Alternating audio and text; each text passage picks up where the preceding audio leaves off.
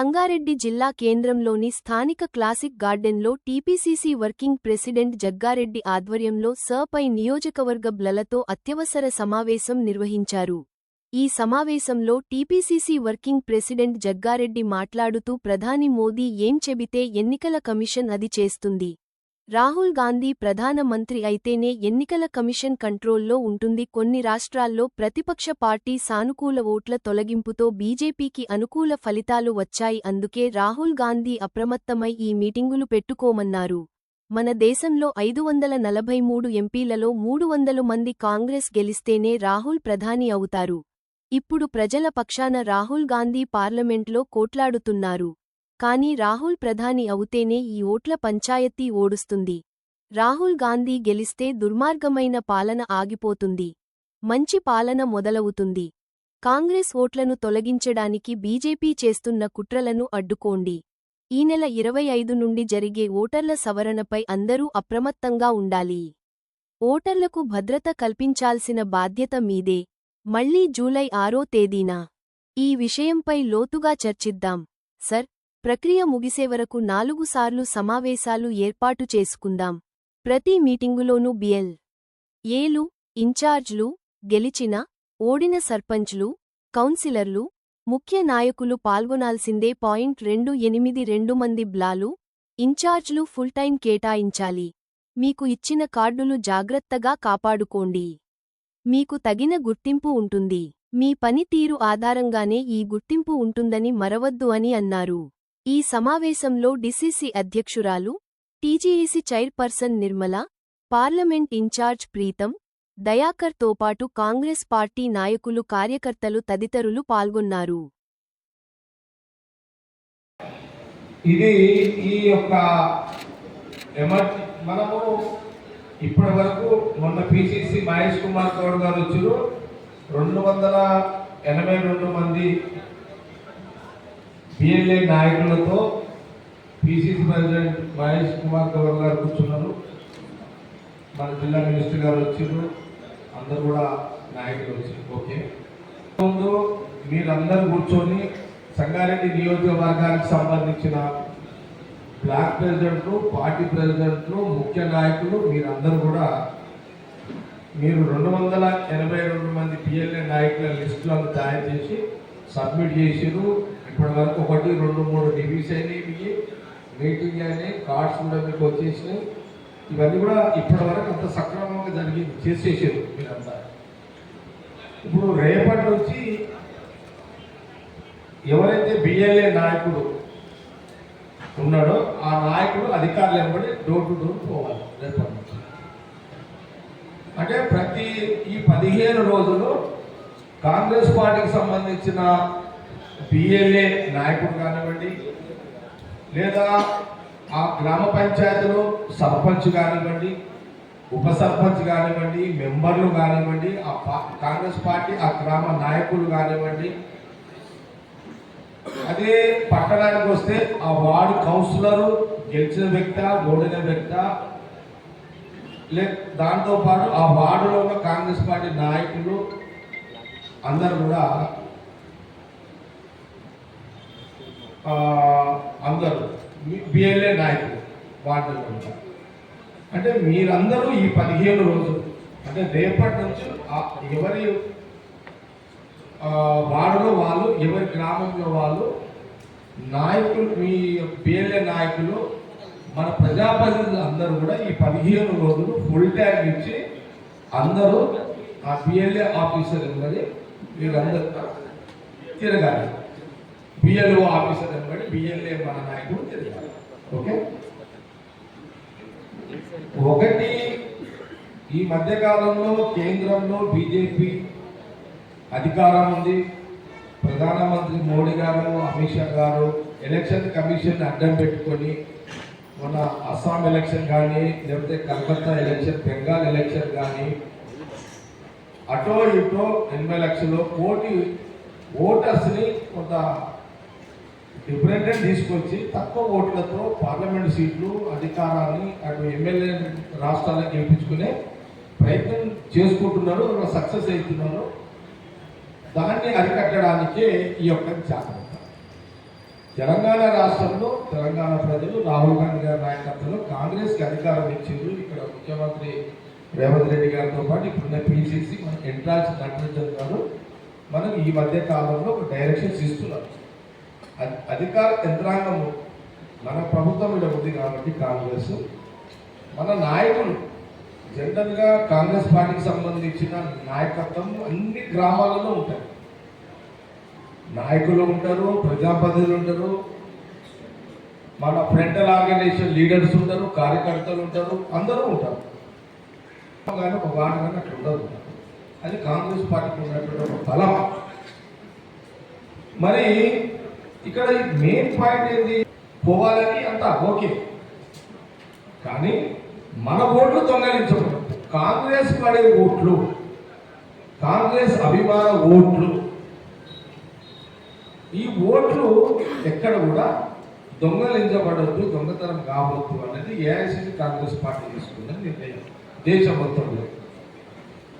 Okay, కాబట్టి ఈ 15 రోజులు అంటే రేపటి మొదలుకుంటే ఫుల్ టైం ఇవ్వాల్సి వస్తుంది. ఆ అధికారి, ఆ బిఎల్ఓ అధికారి ఇవ్వడి ఉదయం 8 గంటల నుంచి ఉంటుంది. ఈ టైమింగ్స్ ఏమున్నాయి 10 నుంచి, అంటే రేపటి నుంచి 10 గంటల నుంచి 5 గంటల వరకు 15 రోజులు మన మార్కెట్ కమిటీ చైర్మన్లు, వైస్ చైర్మన్లు, మాజీ చైర్మన్లు, ప్రెసిడెంట్ చైర్మన్లు, వైస్ చైర్మన్లు, కౌన్సిలర్లు గెలిచిన ఓడిన, సర్పంచ్లు గెలిచిన ఓడిన, సిడిసి, ఆత్మ committee, block president, party president, frontal organisations అందరూ కూడా రేపటి నుంచి 15 రోజులు ఫస్ట్ అసలు ఓటర్ అనేవాడు మిస్ కావాలి. అంటే ఇంత మొదలు చర్యలో ఉండే సంఘటనలు ఇప్పుడు పెట్టుకుంటారు, చర్యలో పెట్టుకుంటారు. అయిపోయిందా? అంటే బిల్డింగే ఉంటుంది ఖాళీ. అంటే పిల్లలు నిలబెట్టుకోవచ్చు అంతే కదా. అమ్మాయి ఆడ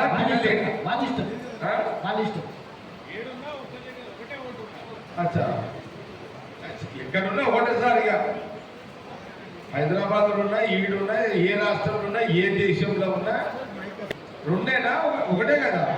అంటే ఇప్పుడు ఈడ ఓటాకు ఈడ ఇప్పుడు అమెరికాలో ఓటు ఉంటుంది ఆడ లేదా, దుబాయ్లో ఉందా, పౌరసత్వ జాతీయత్వంలో ఉండదన్న ఆడ ఏ దేశంలో ఉంది ఈ ఓట్ల సిస్టమ్? మన దేశంలో ఉందా, వేరే దేశాల్లో ఉంది? దేశంలోనే. పాకిస్తాన్ ఏ దేశంలో లేదా ఓట్లది? ప్రజాస్వామ్య వ్యవస్థ పాకిస్తాన్లో కూడా ఉంది, బంగ్లాదేశ్లో కూడా ఉంది. అంటే అక్కడ ఇక్కడ ఉండడానికి వీల్లేదా? ఇప్పుడు మరి తీసేస్తున్నారు. నాకు అక్కడ సిటిజన్షిప్ తెచ్చుకుంటే 6 సంవత్సరాలు అక్కడ ఉండే వాళ్ళు సిటిజన్స్ అయిపోతుంది. భారతదేశ పౌరసత్వాన్ని వాళ్ళు కోల్పోతుంది. ఇదిగా మొత్తం మీద ఏంటంటే ఎక్కడో ఒక దగ్గర ఓటర్ ఉంటుంది, 2 దగ్గర ఉండదు. ఇక సంగారెడ్డిలో అది ఇప్పుడు అదే చర్యాలలో ఉండదు, ఆడుంటే ఈడుండదు, ఈడుంటే ఆడుండదు. ఎక్కడైనా ఒక ఓటర్ ఉంటుంది. ఓటర్లు మిస్ కాకుండా చూసుకోవాలి. ఇక్కడ ఉన్నది మన ఇష్టం. జూమ్ యాప్లో ముఖ్యమంత్రి రేవంత్ రెడ్డి గారు ఒక సూచన చేసిండు. దాని తర్వాత మహేష్ కుమార్ గౌడ్ పిసిసి ప్రెసిడెంట్ తర్వాత ఇన్ఛార్జ్ గారు కూడా ఆ సూచనని అమలు చేసుకుంటే బాగుంటుందని ఒక చర్చ జూమ్ యాప్లో వచ్చింది. ఆ చర్చ ఏంటంటే ముఖ్యమంత్రి రేవంత్ రెడ్డి గారు చెప్పిన సూచన ఏంటంటే ఈ ఓటర్ల నమోదు ప్రక్రియ రేపటి నుంచి మొదలవుతుంది కాబట్టి ప్రతి గ్రామ పంచాయతీలో, ప్రతి గ్రామంలో డబ్బు సాటింపు వేయించండి అని చెప్పింది. ఏమని?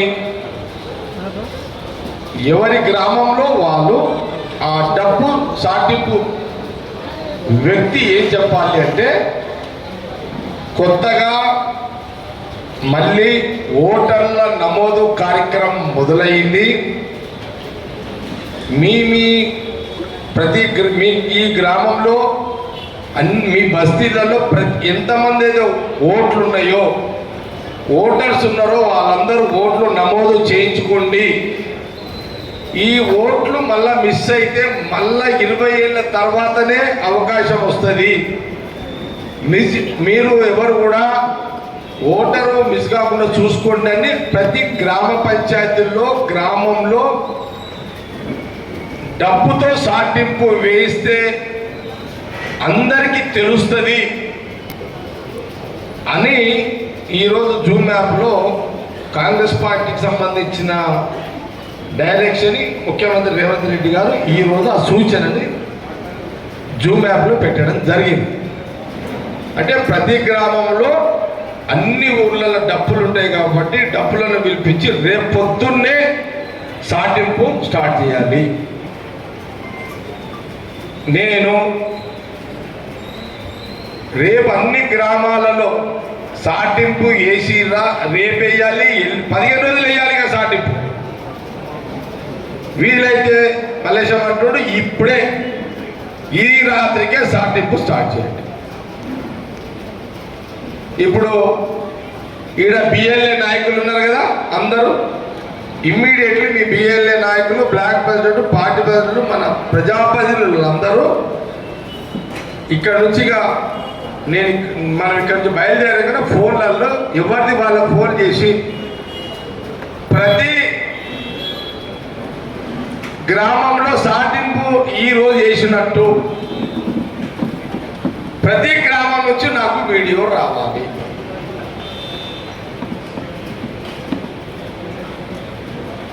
ప్రతి గ్రామంలో ఆ డబ్బులనే చెప్పాలి. ఇగో నేను ఈ ఊర్లో సాటింపు స్టార్ట్ చేసిన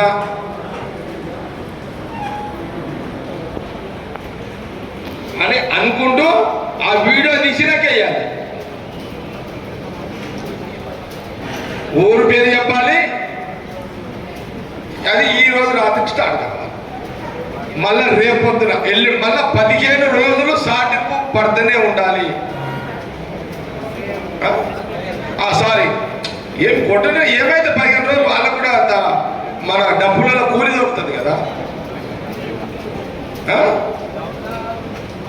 టౌన్లో సదాశివపేట్, నాగరాజు, చిరు ఎట్లా చేస్తారు మీరు టౌన్లో? మీరు ఆటో టౌన్లో కిరణ్, సంతు, జార్జ్, రవి, సేటు ఇన్ఛార్జిగా కిషన్ సేట్ చెప్పేసినట్టు అన్నట్టు. నువ్వు 38 వార్డులలో 38 వార్డులో వాటలు పెట్టు. మళ్ళా చెప్తున్నా, ఏనండి 38 వార్డులలో 38 ఆటోలు, దానికి మైకులు, ఇక నువ్వు స్టార్ట్ చేయాలి. 15 రోజులు అదే వార్డులో ఆటో తిరగాలి. ఇక ఓకే, 38 వార్డులో ఇదిగా ఓకే. నీ